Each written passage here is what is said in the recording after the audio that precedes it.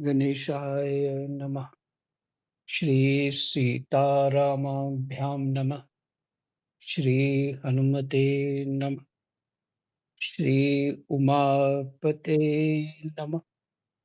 श्री गुरुवे नमः। सरसंतन की जय जय जय जय सीताराम। राधे राम। श्रीमद् भागवत महापुराण जी का महात्म्य और छठा अध्याय चल रहा है।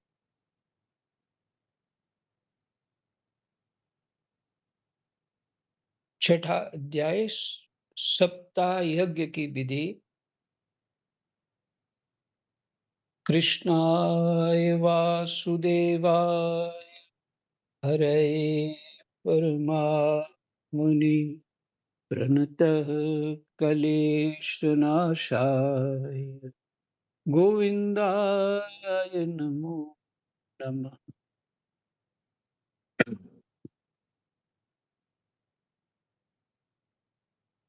तो चलो, सनकादि ऋषियों के पास नारद जी वहां श्रवण कर रहे हैं श्रीमद् भागवत।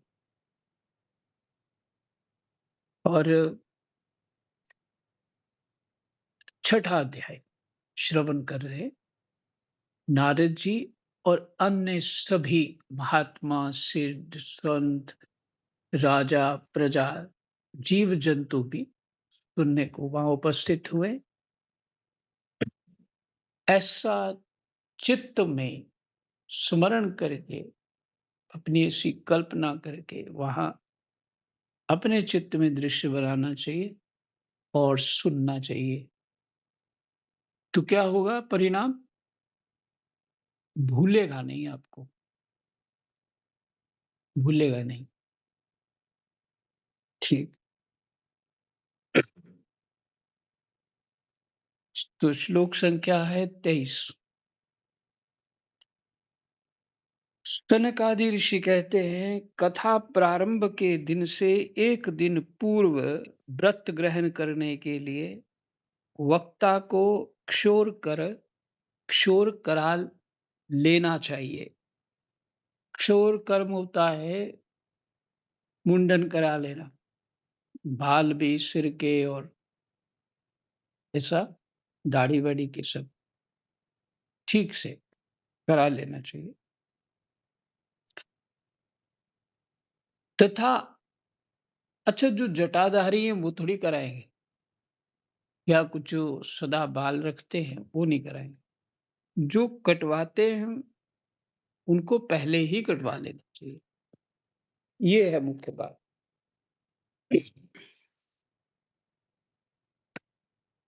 तो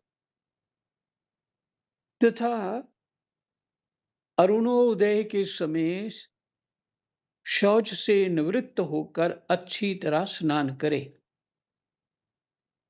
अरुणोदय के समय, सूर्य निकलने के समय, उससे पहले तो हाँ, ज्यादा अच्छा तो यही रहता है कि सूरज ना निकले तो शौच आदि क्रिया हो आए, स्नान कर लिया जाए। और संध्या आदि अपने नित्य कर्मों को संक्षेप से समाप्त करके, अच्छा, जो वक्ता हो उस संध्या आदि नियम अवश्य होने चाहिए। हो सकता है आप सबको पता हो संध्या आदि नियम क्या होते हैं, पर एक बार थोड़ा सा सूक्ष्म रूप से आपसे फिर स्मृति दिला देता हूं। वो ये है कि जब हम गुरुकुल में पढ़ते थे ना, तो वहां सुबह और शाम संध्या अनिवार्य थी। सूर्य ढलने से पहले ही स्नान करके संध्या में बैठना होता था। गायत्री मंत्र इत्यादि जप होता था, उससे पहले भूत इत्यादि शुद्धि होती है। वो मंत्र होते हैं वो सब करते हैं, फिर गायत्री जप करते हैं, उसके बाद फिर मंत्र थोड़े होते हैं वो करते हैं। ये संध्या होती है। वो संध्या सुबह और शाम होती है। 2 बार, ज़्यादातर लोग 2 बार करते हैं, लेकिन जो विशेष उसका नियम है वो 3 बार करने का। तो 3 बार संध्या दोपहर को भी करते हैं। आधा घंटा लग जाता है संध्या में। तो जो गायत्री जप कर सकते हैं उन्हीं के लिए, और जो दूसरे हैं उनके लिए भी संध्या होती है, पर उनको गुरु ही ढंग देते हैं कैसे करनी। ठीक। और जो सरल साधारण हमारे देखते हैं संध्या, सुबह शाम भगवान जी के पास जाके मंदिर में जाओ अथवा घर में करो, भगवान की स्तुति इत्यादि करके, भगवान का श्रृंगार करके, और ठीक से जो नियम होते हैं वो भगवान जी को वो करें, और इस संध्या में गिने जाएँ। सुबह भी हम भगवान जी के आगे, स्त्रियों के लिए तो यही है कि अ, चित्रपट की सेवा करें। चित्रपट की सेवा ठीक रहेगी, क्योंकि शुद्धि का भी समय होता है, और फिर घर में दोष बहुत बन जाते हैं। कोई बीमार है, कोई कुछ है, तो उस तरह से विग्रह ना रखे, चित्रपट ही उचित रहता है। और कोई भी स्त्री शालिग्राम का कभी स्पर्श ना करे सेवा पूजा। अ, गिरिराज ही रख लो। वैसे वहाँ से मतलब महात्माओं के पास होते ही हैं कि इसने रखे होते हैं, वो सेवा नहीं कर पा रहा, तो वो रख सकते हैं। चित्रपट रख लो। स्नान-वान कराने के लिए गिरिराज जी रखो, भगवान श्री कृष्ण का स्वरूप है। नहीं तो चित्र को कपड़े से पोंछो और तिलक लगा दो, और जो भी स पोंछने का भाव हो गया, स्नान करा दिया आपको। तुलसी दल, अगर भगवान राम, कृष्ण, विष्णु की मूर्ति है तो चित्रपट है, तुलसी तुलसी दल चढ़ाओ अवश्य, और स्तोत्र सुनाओ, स्तुति सुनाओ, ये बात ऐसा करना चाहिए। और जो ब्राह्मण है खास करके, उनको संध्या बंदन बहुत जरूरी है। उनके लिए बहुत जरूरी है संध्या बंदन। और जो संत लोग हैं उनका नियम अपना होता है, क्योंकि विरक्त तो हो गए। अब वो संध्या बंदन नहीं, अब तो वो दूसरी सीढ़ी पे है, अलग ढंग का उनका भजन साधन होता है। और जो उससे और अपने साधन में परिपक्व होकर के वीतराग हो गए होते हैं, तो जिनको उस जगत से कोई पुण्य इत्यादि की कोई इच्छा नहीं रहती, हाँ, सिर्फ परमात्मा की स्मृति में ही अपनी चित्त रहते, उनके लिए कुछ भी नहीं होता। वो निरंतर उसी स्थिति में रहते। इसलिए किसी ऐसे को देखो तो ये मत विचार करो ये संध्या नहीं कर रहा, क्या नहीं कर रहा, वो नहीं कर रहा। ये मत विचार करो, क्योंकि किस उसकी स्थिति क्या है तुम नहीं जानते। इसलिए हम तो जितना पढ़े और पढ़ाए हैं तोते की तरह, वो उतना ही सोच करके हम दूसरे के ऊपर टीका टिप्पणी कर देते हैं, ये उचित नहीं। तो इसलिए संध्यादि अपने नित्य कर्मों को संक्षेप से समाप्त करके कथा के विघ्नों की निवृत्ति के लिए गणेश जी का पूजन करें। तो ये स्पष्ट हो गया कि ब्राह्मण को, जो कथावाचक ब्राह्मण हो, उसको तो अपना ये नियम संध्या आदि संक्षेप में करना चाहिए, क्योंकि पूजा इत्यादि भी करानी होती है। कराता तो दूसरे पंडित हैं, पर वहां बैठना होता है, और भी नियम होते हैं जब भागवत कथा करनी है। इसलिए अपना नियम संक्षेप से करें। विघ्नों की निवृत्ति के लिए गणेश जी का पूजन करें, अनिवार्य है। गणेश जी को प्रणाम करें। ऐसे अपने ही इष्ट निष्ठा में फंस करके, जो शरीर का और शास्त्र का थोड़ा नियम है, उसको इग्नोर कर देते हैं। वो तो सिद्ध लोग ही कर सकते हैं। सबके बस की नहीं बात है। हमें तो गणेश जी को वंदना करनी ही करनी। सिद्ध लोग जो हो चुके हैं, जहाँ जो अपने उस स्थिति में पहुँच गए, उनके लिए तो जो भी वो बोले वो ठीक है, जैसे भी करें। लेकिन अच्छे साधक को भी गणेश वंदना करनी चाहिए, क्योंकि हम शरीर के आधार से चल पा रहे हैं, शरीर में देवताओं की आवश्यकता है। देवता ही शरीर में कार्य करते हैं, तो इसलिए देवताओं की वंदना, इसलिए नवग्रह पूजन होता है। सत्कर्म में नवग्रह पूजन होता है। तदनंतर पितृगण का तर्पण कर पूर्व पापों की शुद्धि के लिए प्रायश्चित करें। पितृतर्पण कितना अनिवार्य है, अक्सर लोग इसकी बात नहीं करते। अब तो ऐसा लगता है कि कोई भी नहीं करता है, ऐसा लगता है पितृतर्पण।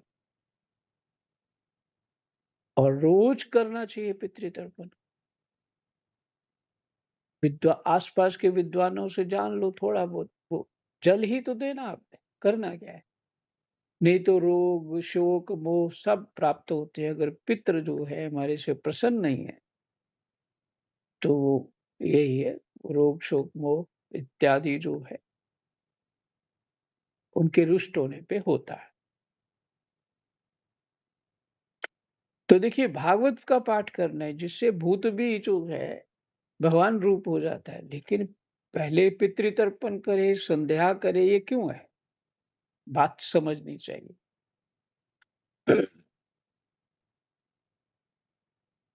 कि महाराज जी हम राम राम। राम राम जी महाराज जी शुरू कर देंगे। संध्यादि अपने नित्य कर्मों को संक्षेप से समाप्त करके कथा के विघ्नों की निवृत्ति के लिए गणेश जी का पूजन करें।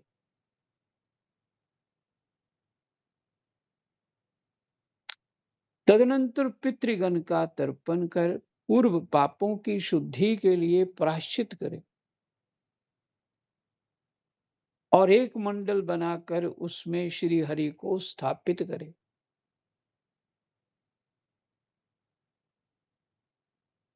एक मंडल बनाकर, गोलाकार मंडल, उसमें श्री हरि को स्थापित करें।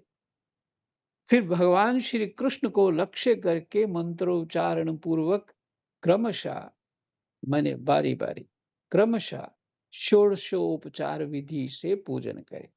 16 प्रकार से पूजा विधि होती। और उसके पश्चात प्रदक्षिणा तथा नमस्कार आदि कर इस प्रकार स्तुति करे। क्या स्तुति करे? हे करुणा निधान, मैं संसार सागर में डूबा हुआ हूं और बड़ा दीन हूं। कर्मों के मोहरूपी ग्रह ने मुझे पकड़ रखा है। कर्मों के मोहरूपी ग्राह ने मुझे पकड़ रखा।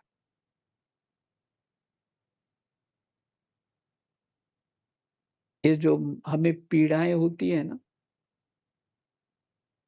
वो पीड़ा कैसे हो रही है?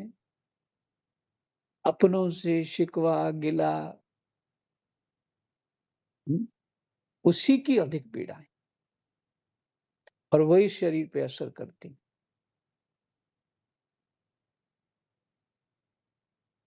कहीं कोई ठोकर खा गया, कहीं कुछ हो गया, इस तरह से। ठोकर का मतलब दूसरों से ठगा गया, किसी कई रूप है ठगने के। तो वो क्या हो गया? कर्मों के मोहरूपी ग्राह ने मुझे पकड़ रखा। ग्राह मैंने मगरमच्छ। मोह, मोह ही मगरमच्छ है। और उसी ने जिसे गजराज को पैर पकड़ के कई हजार साल तक रखा और उसको पीड़ा दी। उसी तरह मोह रूपी ग्रह ना जाने कितने जन्मों से हमें पीड़ा पहुंचा रहा है। जिस योनि में जाते हैं वहीं अपना हम प्रपंच तैयार कर लेते हैं। ये मेरा, ये तेरा है, फलाना है, ढमकाना है। मैंने इसके साथ अच्छा किया, इसने नहीं किया मेरे साथ अच्छा। ये क्या है? मोह है। ज्ञान से इसका अर्थ अर्थ कर्तव्य कर्म कर रहे हैं, तो फिर इसने अच्छा किया, उसने बुरा किया इत्यादि, तो फिर बात ही समाप्त हो गई। क्योंकि हम कर्तव्य कर्म कर।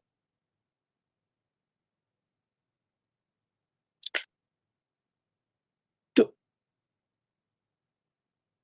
ठीक है।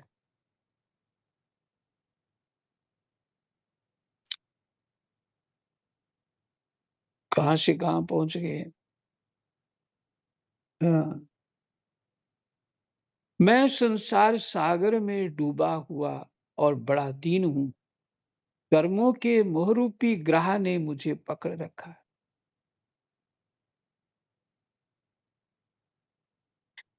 ये मोह किससे बना है? कर्मों से बना। कर्म अज्ञान से किए, ये मैं कहना चाहता था।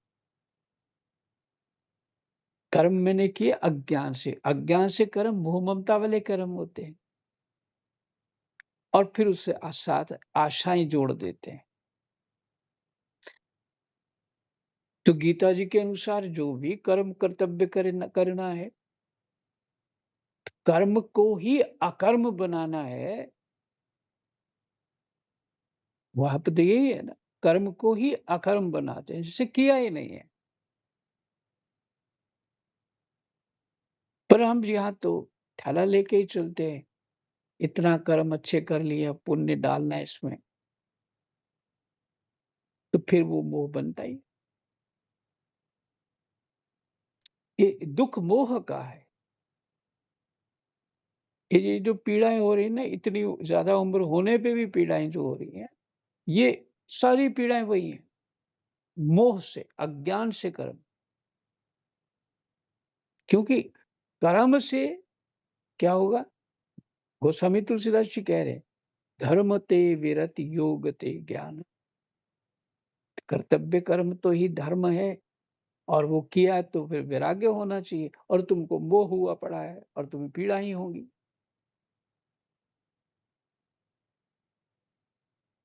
और इधर से शरीर छूटा सूक्ष्म, फिर उसने जन्म लिया, फिर उधर अपना प्रपंच रचना शुरू किया, फिर वो हम सुख दुख हुआ, फिर आगे चल दिए।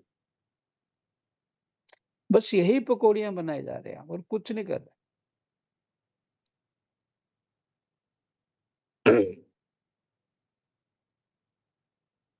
तो कर्मों के मोहरूपी ग्रह ने मुझे पकड़ रखा। आप इस संसार सागर से मेरा उद्धार कीजिए। इसके पश्चात धूप दीप आदि सामग्रियों से श्रीमद् भागवत की भी बड़े उत्साह और प्रीति पूर्वक विधि विधान से पूजा करें। फिर पुस्तक के आगे नारियल रखकर नमस्कार करें, और प्रसन्न चित्त से इस प्रकार स्तुति करें, श्रीमद् भागवत के रूप में आप साक्षात श्री कृष्णचंद्र ही विराजमान हैं। नाथ, मैंने भवसागर से छुटकारा पाने के लिए आपकी शरण ली है। भागवत जी से ऐसा प्रार्थना करें। मेरा ये मनोरथ आप बिना किसी विघ्न बाधा के सांगोपांग पूरा करें। हे केशव, मैं आपका दास हूं। जय जय सीताराम। राधे श्याम। कृष्णाय वासुदेवाय, हरे परमात्मनि प्रणतः क्लेशनाशाय गोविन्दाय नमो।